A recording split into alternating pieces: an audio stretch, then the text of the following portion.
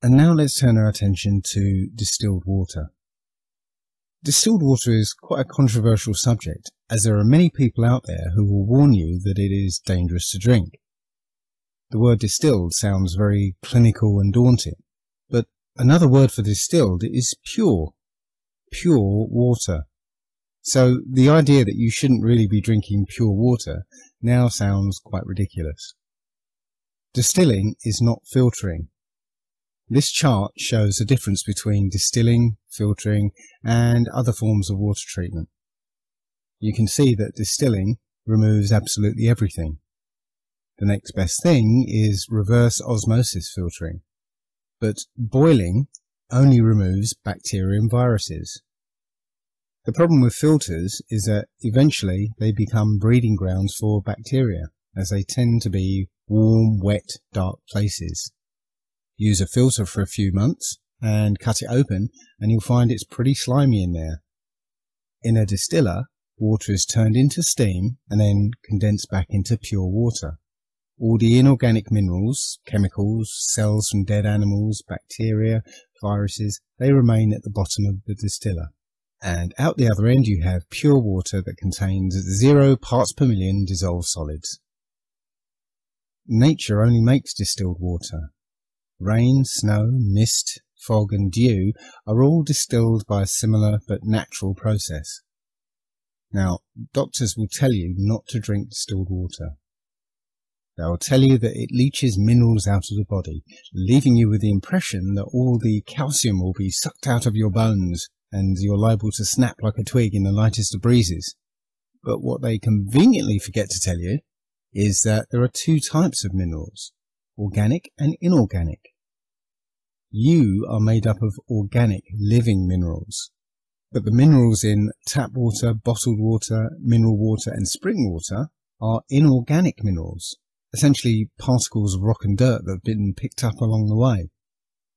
This picture gives you an idea of the difference between organic and inorganic minerals. One is organic iron and the other is rust. Most supplements are the inorganic forms. Just try dropping a cornflake that's been fortified with iron in a bowl of water and then drag it around with a magnet to see what sort of iron it's been fortified with. The body cannot metabolize inorganic minerals, so they are deposited in the organs and tissues. When it collects in and around the joints, it's called arthritis. In our eyes, it's cataracts and glaucoma. In our arteries, that's heart disease, strokes and arteriosclerosis. In our kidneys, kidney stones. In our gallbladder, gallstones, and so on and so on. Distilled water dissolves and washes away inorganic minerals, but it doesn't touch the organic forms. We know this intuitively. We use water to wash our clothes. The inorganic minerals, rock and dirt, comes out of our clothes and stays in the water, but it doesn't touch organic matter like blood stains, sweat stains and grass stains.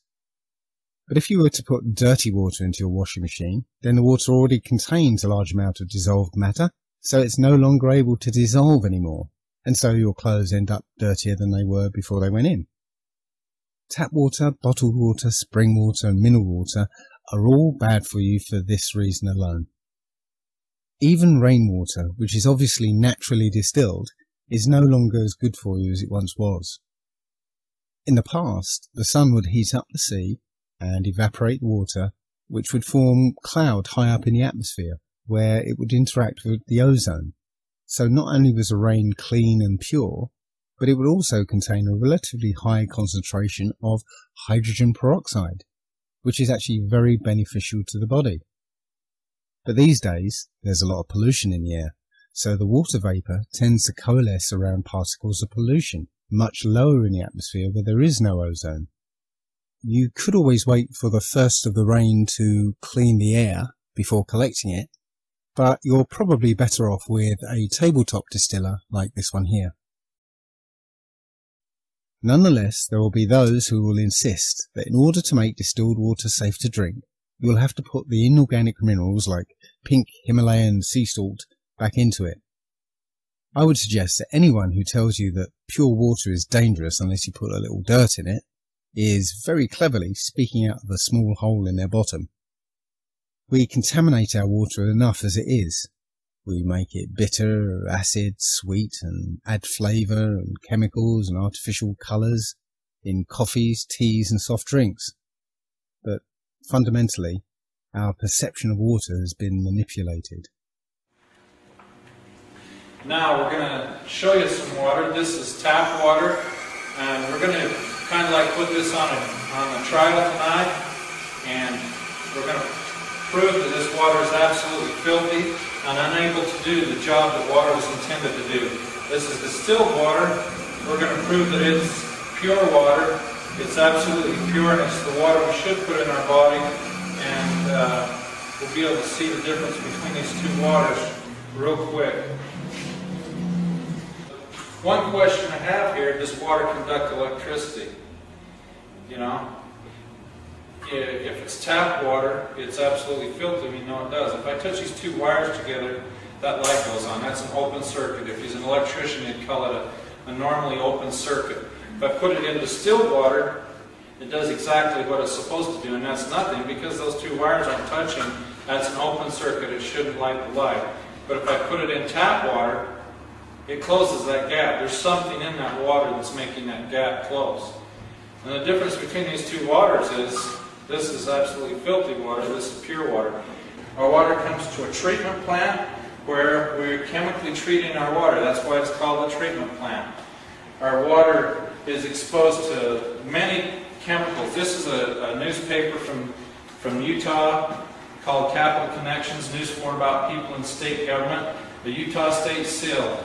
On the back of it, it says, making sure your water's safe. It's written about Eva Neminsky. She has a PhD in environmental engineering.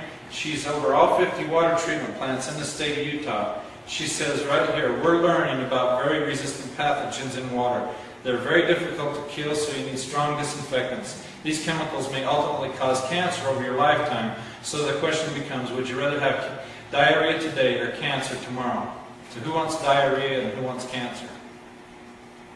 Pretty good choice there, huh? That's the two choices we have, drinking tap water. How many cups of water are we supposed to drink today? 8 cups. This is 8 cups boiled down. That's what you're drinking into your body every single day. 8 cups of water. That's 8 cups. That's 1 day. This is 30 days. This is 365 days. And this is 10 years. How old are you? 45. 45. You've run 4.5 goes through your body. Okay? You divide that out, every one of you. That's what your body has to deal with, drinking tap water.